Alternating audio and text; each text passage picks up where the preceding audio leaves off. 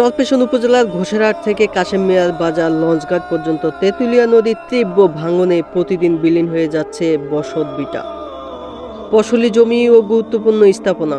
দ্রুত কার্যকর নদী ভাঙ্গন রোধ প্রকল্প গ্রহণ ও বাস্তবায়ন না হলে বিশাল এলাকা চিরতরে হারিয়ে যাবে।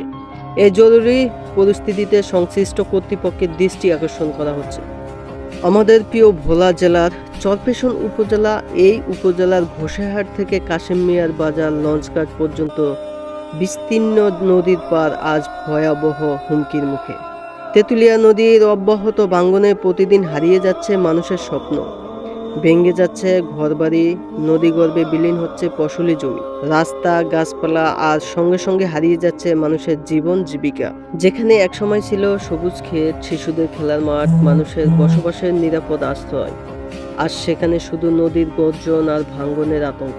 স্থানীয় বাসিন্দারা প্রতিদিন আতঙ্কে দিন কাটাচ্ছে। কখন তাদের ঘরবাড়ি নদীতে ভেঙে পড়বে, কখন তাদের সবকিছু হারিয়ে যাবে, এই অনিশ্চয়তায় তারা অসহায়। এই পরিস্থিতি আর অবহেলা করার মতো নয়। যদি এখনই কার্যকর পদক্ষেপ গ্রহণ না করা হয়, তাহলে অচিরেই বিশাল এলাকা নদীগর্ভে বিলীন হয়ে যাবে। তাই আমরা চরপেশন ও মনপুরা উপজেলার সম্মানিত এমপি মহোদয় জনাব নুরুল ইসলাম নয়ন ভাই সহ এলাকার প্রশাসকের প্রতি জোরালোভাবে দৃষ্টি আকর্ষণ করছি।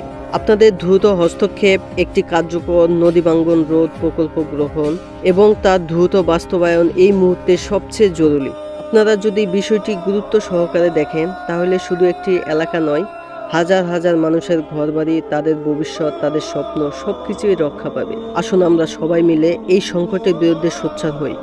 সঠিক সময়ে সঠিক সিদ্ধান্তই পারে এই ভাঙ্গন থামাতে এবং আমাদের প্রিয় চরপেশনকে রক্ষা করতে। ধন্যবাদ সবাইকে।